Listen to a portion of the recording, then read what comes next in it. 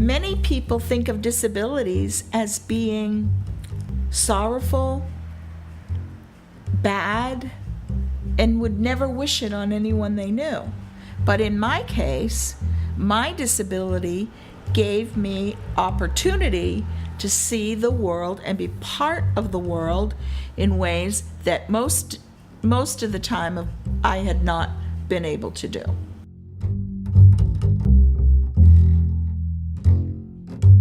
Penny Plourde was born in 1954 in the St. John Valley with spinal bifida.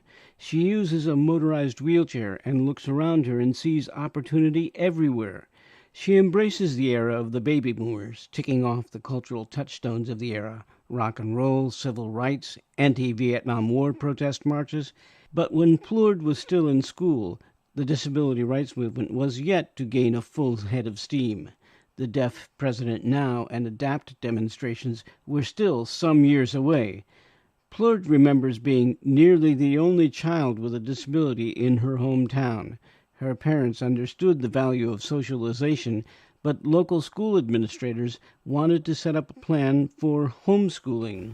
Because they were fearful that I would fall or I would injure another student, and the school was not accessible, had a series of steps, they really felt strongly that it was not an opportunity for me to go to high school. It would have been a burden for them. So they wanted to set up an arrangement where I had tutors come to my house, and my family wouldn't have anything to do with that. So ultimately, opportunity for me means exploring, doing things that others can do, but do it my way. A child of the 60s and 70s, Plourde took lessons from the world around her. Every woman, every male, every child can be disabled. And so the women's movement, to me, was also a movement that helped disabled women begin to get out in the world. The civil rights movement taught us, or we the disabled, in many ways, that if we want something, we have to fight for it. Because nothing comes easily when you have a disability. There is, she says, a challenge every day. One of the first challenges she took up as a disability rights advocate was a seat on the board of Alpha One, the first independent living center for persons with disabilities in Maine. In part, it stemmed from my skill set, my knowledge of disability issues, my belief in opportunity, and exposure to other social issues that other people participate in. And why is it that if you want to go to a library and you're a disabled person in a chair, you can't get up the library steps? So why is it that you have to have steps? Why can't you have a ramp? Why can't there be an elevator? There are other means of access, but so many of the architects and builders of yesteryear didn't think of disabled people in the world. They thought of disabled people as being cloistered and shut-in, which I just didn't want to believe. And it never dawned on me that I was being part of a civil rights movement. What I thought was I was being part of helping individuals and myself be able to have, quote, normal, unquote, lives. Another challenge was her recent bid for a seat in Maine's legislature. Plourde's father was a legislator in the 1970s. She served as the director of the Vocational Rehabilitation Unit in the Department of Labor and often testified at hearings there. And within that, just being seen at the legislature caused people to stop and think. And slowly people were beginning to elect folks who had disabilities, but not a lot, and not disabled enough that desks had to be rearranged or committee rooms had to be committee room doors had to be widened, or there needed to be interpreters. And that slowly evolved to help me decide that I wanted to run for the Senate. Plourde sometimes found it difficult to engage the voters. I ran from my wheelchair. I couldn't do house-to-house canvassing as so many candidates do. I had to have an individual go up to the door, knock on the door, ask the homeowner to come out to visit with this candidate. Most of the time people did.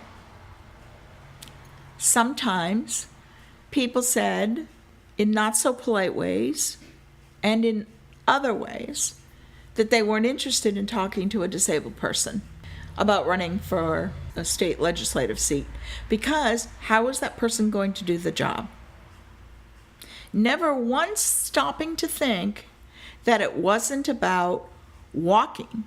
It wasn't about riding, in a wheelchair. It was about using your mind to help create policy that would make a difference in this state. Plourde's legislative bid was unsuccessful, but she says her campaign was at least an opportunity to educate voters. Speaking of the ADA, she expresses some disappointment that the ADA has not made a more significant difference for people with disabilities. The ADA gave us a template, if you will, a Bible, that outlined how to make everything, if you will, as humanly accessible as possible. It gave us minimum standards. It gave us maximum standards.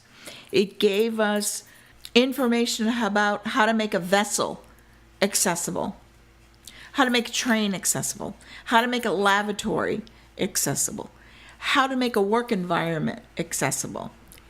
But people whose eyes were trained not to see disabled people don't understand that we're not going away. We are here. She says that despite the ADA, we are still building buildings that are inaccessible.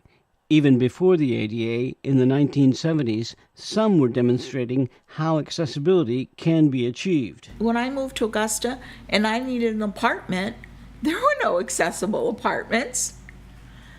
I met a landlord, went and looked at his building and asked if he would be willing to put in a ramp, and he said, no problem. There wasn't a question. He said, no problem, and he did it. It is a matter of looking at buildings and transportation systems and changing the way we think about them. They're not accessible, they're not open, they're not welcoming of disabled people, but once you start breaking barriers down, you begin to see more opportunity, because people are seeing, believing, and feeling that the disabled community are engaging. I'm Keith Ludden. Our series on the 25th anniversary of the Americans with Disabilities Act is funded in part by the Maine Humanities Council, in partnership with the Maine Arts Commission, Oral History and Folklife Research, Alpha One Independent Living Center, WMPG, and the Disability Rights Center of Maine.